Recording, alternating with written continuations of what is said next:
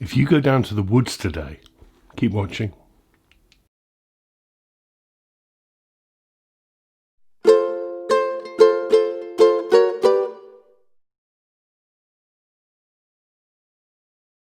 Yes, it's got a ukulele review day as always, a summary video review. Have a look at the link below, you'll see the full written review, scores and photographs. Thanks always for those who've been donating throughout the year, in fact, via the PayPal or the Patreon. This isn't a corporate sponsored site, and they really are helping keep this site going. It's been review after review this year. It's been wonderful, and thanks for that is down to, in a large part, people who donate.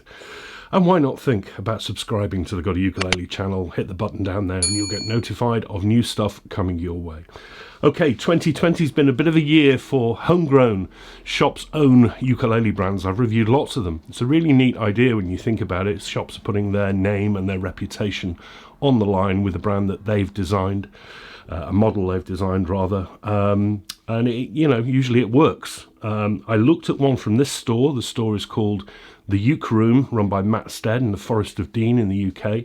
I looked at his fuzz tenor and I thought it was wonderful. So I was really delighted when he told me he was sending me another one. This is a sister model to it that's just been released, and this is called the COCO-S tenor, and it really is quite the classy looking instrument. All solid tone woods, solid spruce top in two pieces on the top. There you can see nice straight grain, nice piece of wood, and added to with this wonderfully contrasting, I love this, I absolutely love this, solid cocobolo back and sides, beautifully book matched. Some cocobolo can look really crazy and sort of swirly. This is just stripy and it's nice, running from sort of reds through to almost blacks.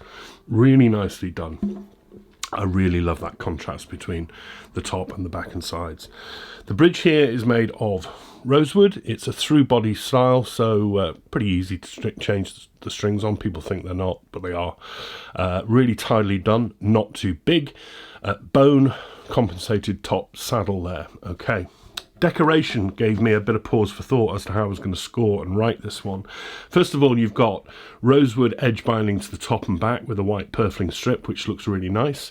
You get a very, very thin strip of abalone around the top edge and around the sound hole, which is not overly done, so not too gaudy. This one comes with this sort of pickguard shape inlay of hibiscus flowers with this wood rope marquetry outline.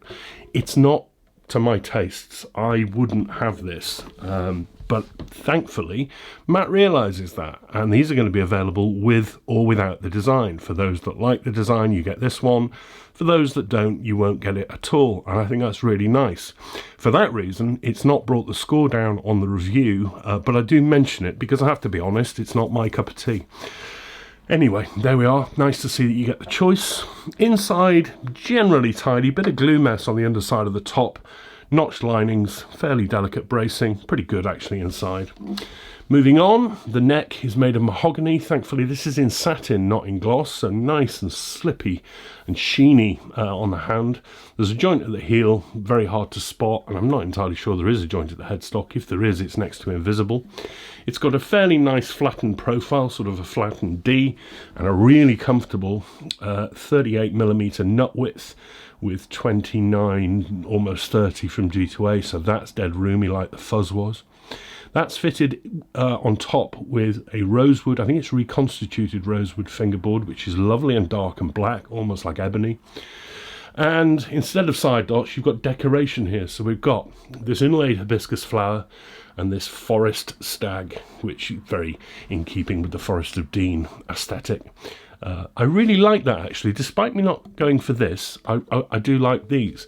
Normally I don't like those as well because they can be distracting on finger positioning, but it's not really because you've got side dots here at 5, 7, 10, 12 and 15.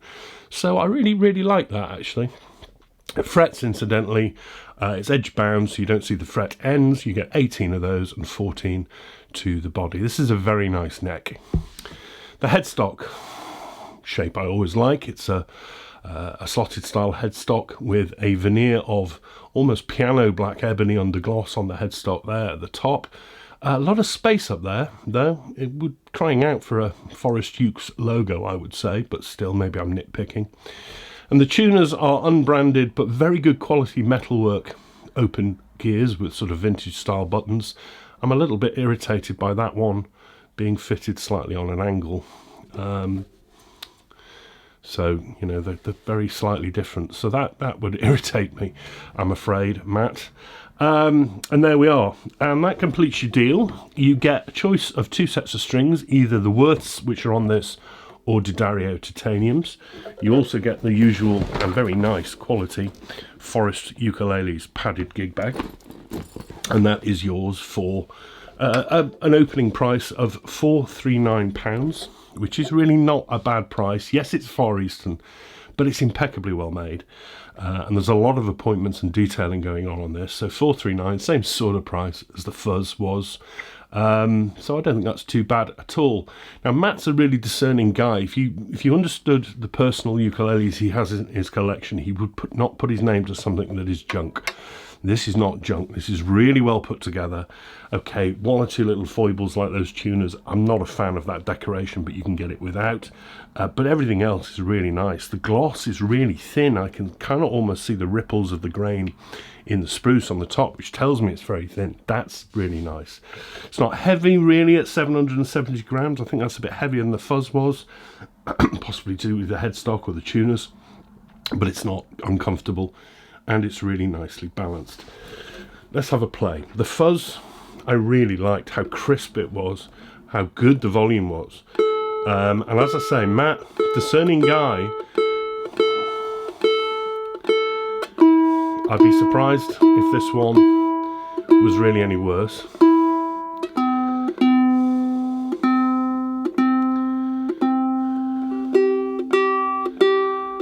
This is the strobe tuner, making sure that we're absolutely bang on in tune. First of all, the volume, really loud. I think that may be blowing the microphone. It's really, really loud. And the sustain, there, good sustain. It's crisp. It's crisp. It's not overly bright. Spruce is a bright tone wood. Certainly a bit of brightness coming through. But the COCO-Bolo is adding a darker, meatier background, and there's a shimmer. If you can hear that harmonic shimmer.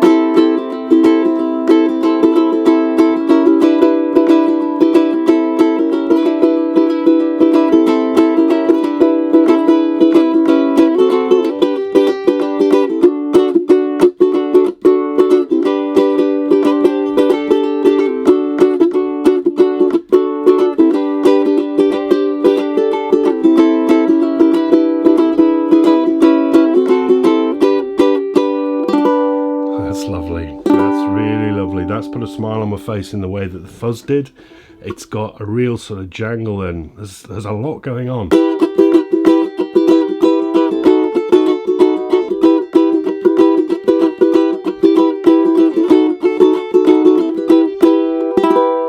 Yeah. Very nice, very nice. I love it strummed. I love it finger picked.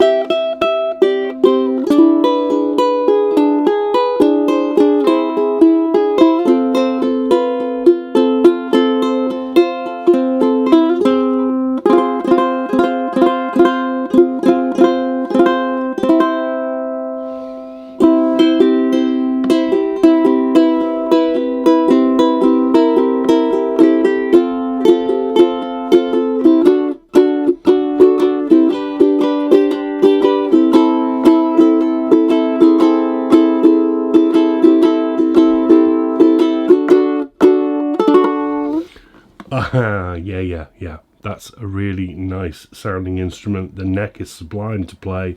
Great volume, great sustain, great chimey, clear tone to it. Not too bright, not too dark. What's there to complain about? The Forest Ukulele's COCO-S tenor. It's a really nice instrument. I would take the plain one. Lots of people will like this. It's not for me, but that's not going to affect the score. I really like those inlays. Love the neck. Love the finish to it. Shame about the wonky tuner, but still, it's all about the volume and the sound and the tone. This is a very accomplished ukulele and another nice alternative choice to the Fuzz. Some people didn't like that funky headstock. This is a lot more traditional. and I think these will fly because this is a really well made instrument, very good, certainly up there with Pono sort of quality and a better tone, I think. COCO-S tenor from Matt Stead at the Uke Room, available now. There we are. This could possibly be the last one before Christmas. It's Christmas weekend next weekend, so I don't think there'll be a review. I will be with my family. I am going to try and see if I can squeeze one in beforehand, but don't hold me to that. But if not, have a really good Christmas. Enjoy your time, such as it is in these strange times. I'm sure you'll be with some sort of a loved one. And if you're not, please try and keep safe and happy and enjoy yourself as best you can. I will see you very soon. Merry Christmas, everyone. Take care. Bye-bye.